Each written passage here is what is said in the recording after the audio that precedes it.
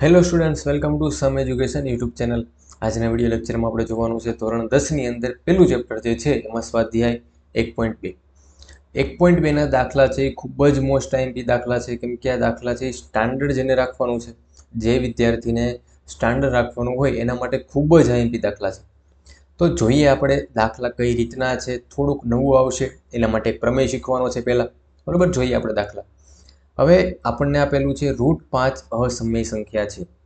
હવે કોઈ પણ સંખ્યા હોય અને આપણે સમય કે અસમય સંખ્યાના સ્વરૂપમાં કઈ રીતે લખી શકાય તો આપણે શીખા થિયરીનો વિડીયો લેક્ચર જો તમે ન જોયો હોય તો આપણે પ્લેલિસ્ટમાં તમને મળી રહેશે કે કોઈ પણ સંખ્યાને જો એના છેદમાં બી કે પછી પીના છેદમાં ક્યુ સ્વરૂપમાં લખી શકાય તો આપણે એને કહીએ સમય સંખ્યા.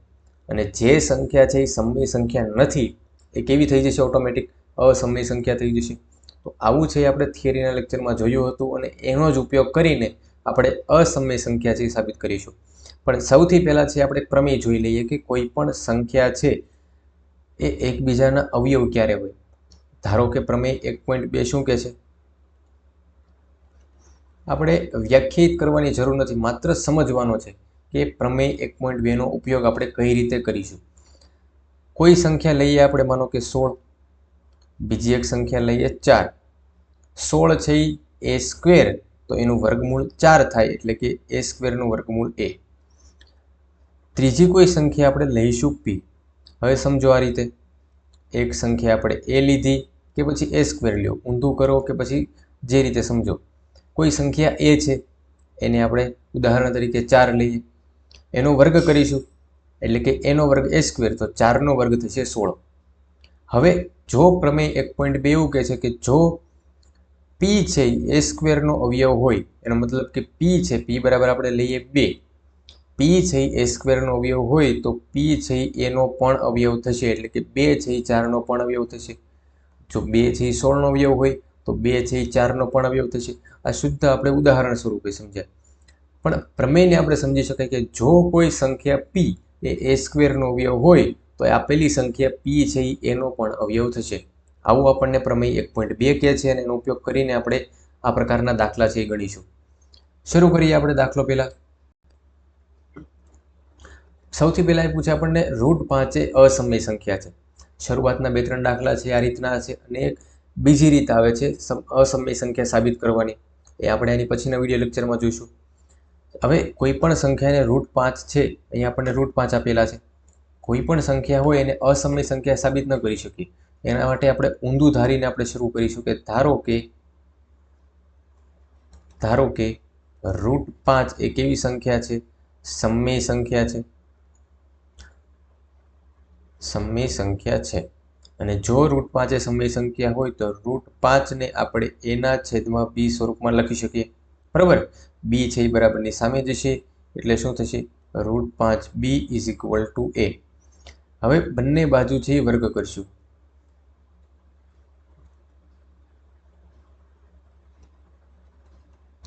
બંને બાજુ વર્ગ લેતા શું થશે? વર્ગ લઈશું તો √5નો વર્ગ થશે 5, b નો વર્ગ થશે b² = a નો વર્ગ થશે a². આ રીતનું છે આપણને એક સમીકરણ મળશે જેને નામ આપી દઈએ આપણે સમીકરણ નંબર 1, 5 × b² = a². હવે અહીંયા આપણે છે એ પ્રમેય 1.2 ને યાદ કરીશું કે a² છે એની બરાબર આપણે લખી શકીએ p × b². એનો મતલબ કે જે રીતે આપણે લસા અને ગુસા મેળવવા માટે કોઈ પણ સંખ્યાને એના અવિભાજ્ય સંખ્યાના ગુણાકાર સ્વરૂપે દર્શાવતા, તો એ જેટલી સંખ્યા હતી આપેલ સંખ્યાનો અવયવ હતો. તો અહીંયા a² છે એને આપણે 5 × b² ના સ્વરૂપમાં લખી શકીએ. એનો મતલબ કે 5 છે એ a² નો અવયવ છે. તો આપણે લખી શકીએ કે અહીં 5 એ a²નો અવયવ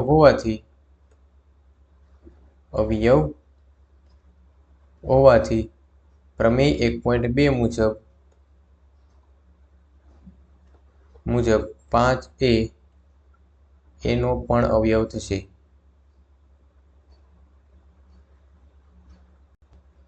ચલો, બરાબર, આટલી વસ્તુ છે આપણે લખી શકીએ કે જો કોઈ સંખ્યા છે એ a²નો અવયવ હોય તો એ સંખ્યા છે એનો પણ અવયવ થશે. આટલું છે આપણે પ્રમેય 1.2 ઉપરથી લખી શકીએ. આગળ જોઈએ. હવે શું કરીશું આપણે? તો કે જે આપણને વાક્ય મળ્યું 5 એ સ્ક્વેરનો અવયવ છે એના જ ઉપરથી આપણે આગળ કન્ટિન્યુ કરીશું કે 5 છે એ એનો અવયવ હોય તો એને 5 ઇન્ટુ કોઈ ત્રીજી સંખ્યા આપણે ધારી લઈએ. અહીંયા લખીશું c. બરાબર, c છે એ કોઈ પણ પૂર્ણાંક સંખ્યા હશે તો 5 into c is equal to a એવો આપણે લખી શકીએ. બંને બાજુથી વર્ગ કરીશું તો 5નો વર્ગ થશે 25c square is equal to 25c square is equal to થશે a સ્ક્વેર. હવે આ આપણને મળ્યું બીજું સમીકરણ. હવે જો સમીકરણ 1 અને 2 બંનેમાં છે જમણી બાજુ a સ્ક્વેર છે તો a સ્ક્વેરની કિંમત આપણે સરખાવતા તો લખશું સમીકરણ નંબર 1 અને 2 પરથી 1 અને 2 પરથી તો 5b નો વર્ગ is equal to 25c square આવું લખી શકાય. 5 અને અહીંયા 5 વડે ભાગ ચાલશે એટલે 5 પચો 25 તો આપણને સમીકરણ એક મળશે b square is equal to 5c square. બરાબર, હવે આ એક સમીકરણ આપણને મળે છે. સમીકરણ નંબર આપી દઈએ 3. હવે જો સમીકરણ 3 ઉપરથી આપણે શું લખી શકીએ કે 5 છે એ બી સ્ક્વેરનો અવયવ હોય. જો 5 એ બી સ્ક્વેરનો અવયવ હોય તો કયો પ્રમેય? પ્રમેય 1.2. 1.2 પરથી 5 એનો પણ અવયવ થશે.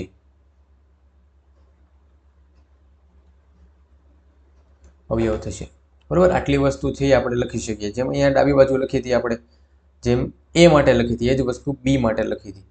પણ જ્યારે આપણે દાખલો ગણવાની શરૂઆત કરીએ અહીંયા કાઉન્સમાં લખી નાખવાનું √5 ઇઝ ઇક્વલ ટુ એના છેદમાં બી ધાર્યું તો લખી શકાય કે અહીં એ અને બી એ અવિભાજ્ય સંખ્યા છે.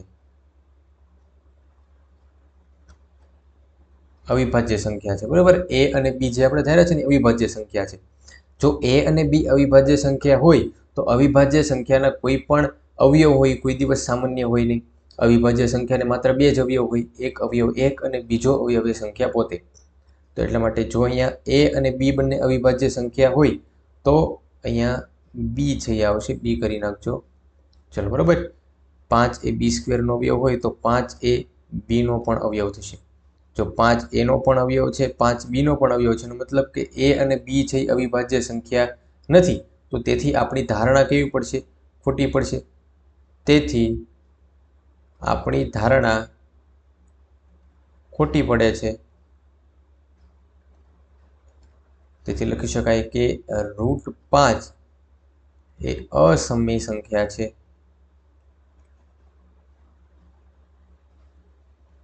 ચલો, બરાબર, આ રીતે છે આપણે દાખલો ગણવાનો છે આખો.